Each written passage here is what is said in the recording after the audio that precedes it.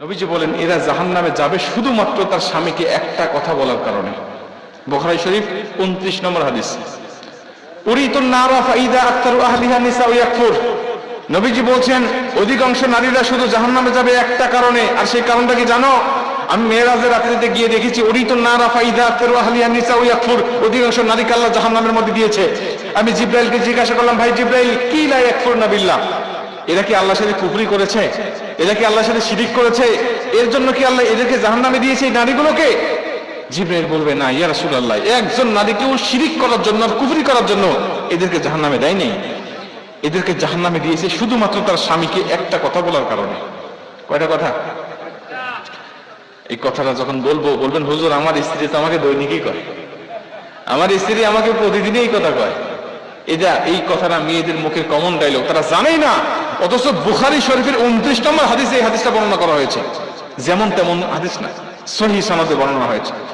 জিবরাইল বলছেন, ইয়া রাসূলুল্লাহ ওয়া ইয়াকফুরনাল আশিরা, এরা হলো স্বামীর অবাধ্য স্ত্রী ছিল আর মাঝে মাঝে স্বামীকে একটা কথা বলতো। কি বলতো ইয়া রাসূলুল্লাহ?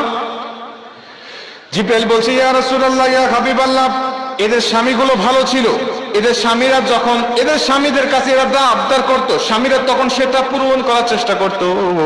যখন ভালো খাবার চাইতো স্বামীরা খাবার দিত, যখন ভালো পোশাক চাইতো তখন ভালো পোশাক দিত, যখন কোনো জায়গায় ঘুরতে যেতে চাইতো তখন ঘোরার জন্য বেড়ানোর জন্য নিয়ে যাইতো নবীজি। কিন্তু তারপরেও যদি কোনো সময় এই স্বামীরা স্ত্রীকে সন্তুষ্ট করতে না পারবে, এই স্বামীরা যদি কোনো সময় স্ত্রীকে সন্তুষ্ট করতে না পারে, ঠিক সেই সময় এই স্ত্রীরা একটা কথা বলে উঠতো, ক্বালাত মা রাআইতু মিনকা খায়রুন কত্তু। এই কথাটা তারা বলে উঠতো।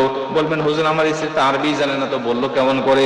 ভাই আপনার স্ত্রী আরবি যদিও না জানে, এর বাংলাটা আপনাকে প্রতিদিনই বলে। কি বলে? তোমার সংসারে এসে কোনোদিন আমি সুখ পেলাম না, তোমার সংসারে এসে কোনোদিন আমি শান্তি পেলাম না।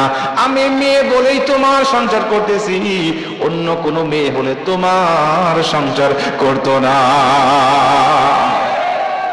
উরিতুন নারা ফাইদা আকতারু আহলিহা নিসা ইয়াকফুর। নবীজি বলছেন, ওই নারী, জিবরাইল বলছেন, নারী বলতো, ক্বালাত মা রাআইতু মিনকা খায়রুন কত্তু, আমি তোমার সংসারে এসে কোনোদিন সুখ পাই নাই, আমি তোমার সংসারে কোনোদিন শান্তি পাই নাই, আমি তোমার সংসারে এসে কোনোদিন উত্তম কিছু পাই নাই। আমি মেয়ে বলে তোমার সংসার করতেছি, অন্য কোনো মেয়ে হলে তোমার সংসারই করতো না। বলে বলে সাথী আর মা বোনরা বলে না, এরা ভালো আছে। মা বোনেরা মনোযোগ দিয়ে শোনেন, যদি এই কথাটা ভুলেও বলে ফেলেন, আজকের থেকে তওবা করে নেন, আল্লাহ আর বলবো না, বলেছি তো বলেছি, আর বলবো না, এইটাই শেষ।